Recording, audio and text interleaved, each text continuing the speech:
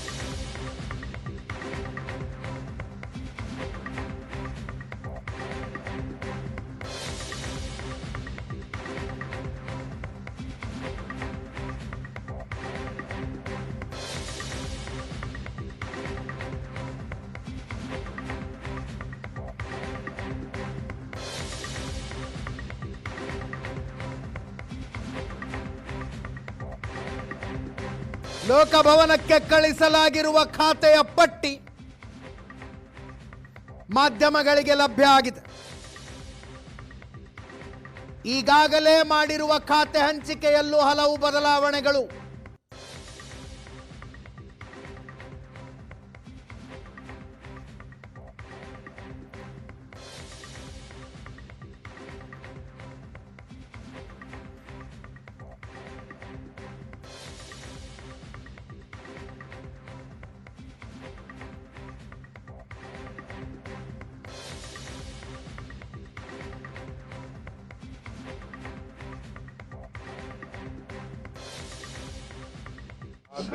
ಏನು ಹಂಚಬೇಕು ಎಲ್ಲ governor office ಹೋಗಿದೆ.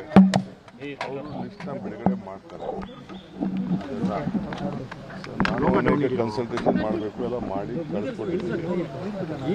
ಈಗ ನಮ್ಮೆಲ್ಲ ಮಂತ್ರಿಗಳನ್ನ ನಮ್ಮ ಪಕ್ಷದ ಒಂದು MLCಗಳು ಕೂಡ ಕರೆದಿದ್ದೀನಿ.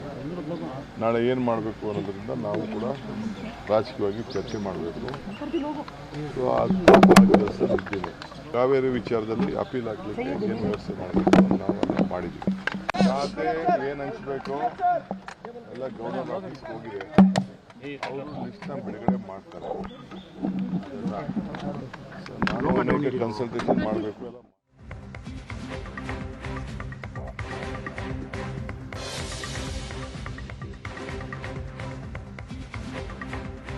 ಈಗಾಗಲೇ ಹಂಚಿಕೆ ಮಾಡಲಾಗಿದ್ದ ಖಾತೆಗಳನ್ನು ಬದಲಿಸಲಾಗಿದೆ. ಕೆಲವು ಕಡೆ ಅಳೆದು ತೂಗಿ ಖಾತೆ ಹಂಚಿಕೆ.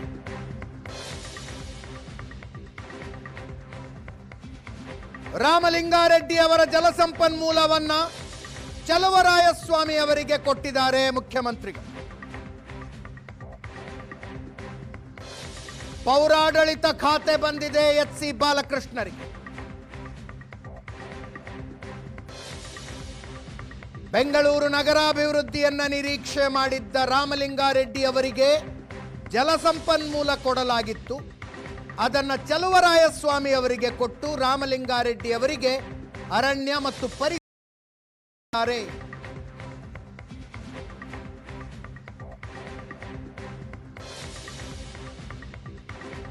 ನನ್ನ ಸೀನಿಯಾರಿಟಿಗೆ ಆಹಾರ ಇಲಾಖೆ ತುಂಬಾ ಸಣ್ಣದಾಯಿತು ಅಂತ ಇದ್ದ ಮುನಿಯಪ್ಪ ಬಹಳ ಬಹಿರಂಗವಾಗಿ ಸಮಾಜ ಕಲ್ಯಾಣ ಇಲಾಖೆಯನ್ನು ಕೇಳ್ತಾ ಇದ್ರು.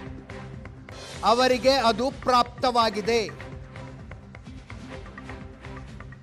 ಸಿದ್ದರಾಮಯ್ಯನವರು ಮುಖ್ಯಮಂತ್ರಿಯಾಗಿದ್ದಾಗಲೂ ಕಾರ್ಮಿಕ ಸಚಿವರಾಗಿದ್ದ ಸಂತೋಷ್ ಲಾಡ್ರಿಗೆ ಮತ್ತೆ ಅದೇ ಖಾತೆ.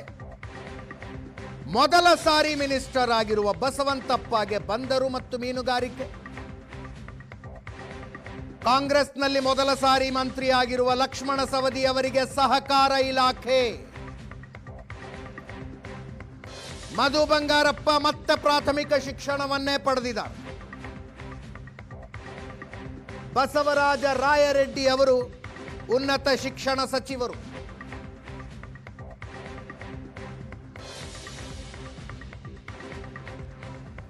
ಕಳೆದ ಸಲ ವಸತಿ ಇಲಾಖೆಯ ಜೊತೆಗೆ ಅಲ್ಪಸಂಖ್ಯಾತ ಮತ್ತು ವಕ್ಫ್ ಅನ್ನು ಹೊಂದಿದ್ರು ಜಮೀರ್ ಅಹಮದ್ ಖಾನ್. ಈ ಸಲ ಅವರಿಗೆ ಬರೀ ವಸತಿ ಇಲಾಖೆ. ದಾವಣಗೆರೆ ಆಡಿಯೋದ ಪ್ರಭಾವ ಇದು. ವಸತಿ ಇಲಾಖೆಯೊಂದೇ. ಅಜಯ್ ಸಿಂಗ್ ಸಣ್ಣ ನೀರಾವರಿ ಸಚಿವರಾಗಿದ್ದಾರೆ. ಎಸ್ ಮಲ್ಲಿಕಾರ್ಜುನ್ ಗಣಿ ಮತ್ತು ಭೂವಿಜ್ಞಾನ ಇಲಾಖೆ. ಯುಟಿ ಖಾದರ್ ಅವರಿಗೆ ಆರೋಗ್ಯ ಇಲಾಖೆಯನ್ನು ಹಂಚಿಕೆ ಮಾಡಲಾಗಿತ್ತು. ಅದರ ಜೊತೆಗೆ ಅಲ್ಪಸಂಖ್ಯಾತ ಮತ್ತು ವಕ್ಫ್ ಕೊಟ್ಟಿದ್ದಾರೆ. KH ಮುನಿಯಪ್ಪನವರು ಬೇಡ ಅಂದಿದ್ದ ಆಹಾರ ಇಲಾಖೆ ರಿಜ್ವಾನ್ ಅರ್ಷದ್ಗೆ ಬಂದಿದೆ. ಶಿವರಾಜ್ ತಂಗಡಗಿ ಮತ್ತೆ ಹಿಂದುಳಿದ ವರ್ಗ ಸಚಿವರಾಗಿದ್ದಾರೆ. ಪುಟ್ಟರಂಗ ಶೆಟ್ಟಿ ಪಶುಸಂಗೋಪನೆ. ಶಿವಲಿಂಗೇಗೌಡರು ಅಬಕಾರಿ ಸಚಿವರು. ಕಳೆದ ಸಲ RB ತಿಮ್ಮಾಪುರ್ ಇದ್ರು, ಅವರಿಗೆ ಮತ್ತೆ ಮಂತ್ರಿ ಭಾಗ್ಯ ಸಿಗಲಿಲ್ಲ. ಆ ಇಲಾಖೆ ಶಿವಲಿಂಗೇಗೌಡರಿಗೆ ಬಂದಿದೆ. ಕಾಶಪ್ಪನವರ್ ಸಣ್ಣ ಕೈಗಾರಿಕೆ. ನರೇಂದ್ರ ಸ್ವಾಮಿ ಕೃಷಿ ಇಲಾಖೆ.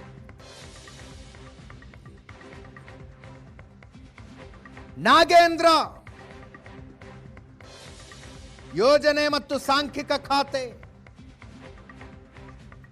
ಕಳೆದ ಸಲ ಹಿರಿಯೂರಿನಿಂದ ಗೆದ್ದು ಬಂದಿದ್ದ ಸುಧಾಕರ್ ಮಂತ್ರಿಯಾಗಿದ್ದರು ಯೋಜನೆ ಮತ್ತು ಸಾಂಖ್ಯಿಕ ಇಲಾಖೆಗೆ. ಅವರು ಮೃತಪಟ್ಟರು. ಆ ಇಲಾಖೆ ನಾಗೇಂದ್ರರಿಗೆ ಬಂದಿದೆ. ಟಿ ರಘುಮೂರ್ತಿ ಪರಿಶಿಷ್ಟ ಪಂಗಡಗಳ ಕಲ್ಯಾಣ ಇಲಾಖೆ. ರುದ್ರಪ್ಪ ಲಮಾಣಿ ಸಕ್ಕರೆ ಖಾತೆ.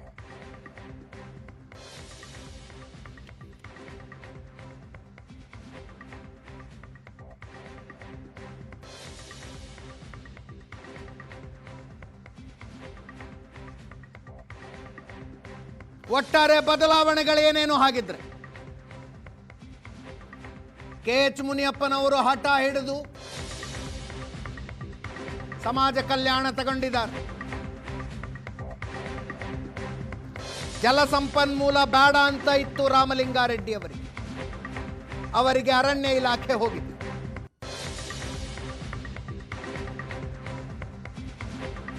ಯುಟಿ ಖಾದರ್ ಅವರಿಗೆ ಆರೋಗ್ಯದ ಜೊತೆಗೆ ಅಲ್ಪಸಂಖ್ಯಾತ ಮತ್ತು ವಕ್ಫ್ ಇಲಾಖೆ ಹೋಗಿದೆ. ಜಮೀರ್ ಅಹಮ್ಮದ್ ಖಾನ್ರಿಗೆ ಕೇವಲ ವಸತಿ.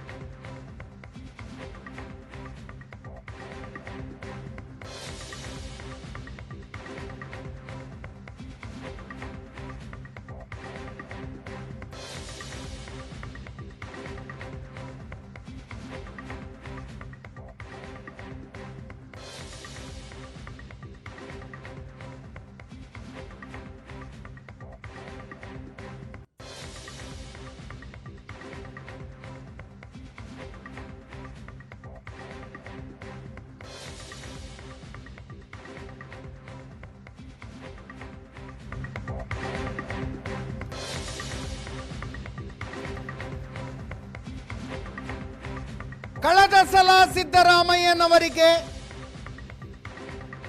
ಕಾನೂನು ಸಲಹೆಗಾರರಾಗಿದ್ದ AS ಪೊನ್ನಣ್ಣ ಮಡಿಕೇರಿ ಶಾಸಕರು ಈ ಸಲ ಮಂತ್ರಿ ಸ್ಥಾನದ ಪ್ರಬಲ ಆಕಾಂಕ್ಷಿಯಾಗಿದ್ದರು. ಮಂತ್ರಿ ಸ್ಥಾನ ಸಿಗಲಿಲ್ಲ ಅವರಿಗೆ. ಮುಖ್ಯಮಂತ್ರಿಗಳ ರಾಜಕೀಯ ಕಾರ್ಯದರ್ಶಿಯಾಗಿದ್ದಾರೆ.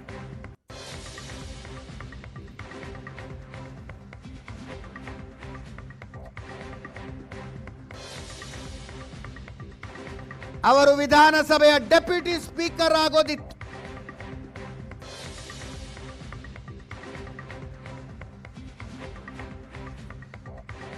ಅವರ ಬದಲು ಮಂಕಾಳು ವೈದ್ಯ ಡೆಪ್ಯೂಟಿ ಸ್ಪೀಕರ್ ಆಗ್ತಾರೆ.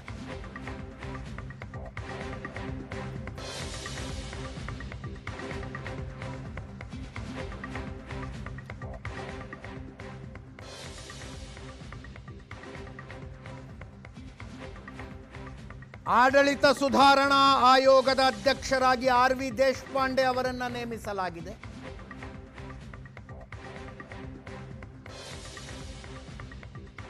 ಅವರಿಗೂ ಸಂಪುಟ ದರ್ಜೆಯ ಸ್ಥಾನ.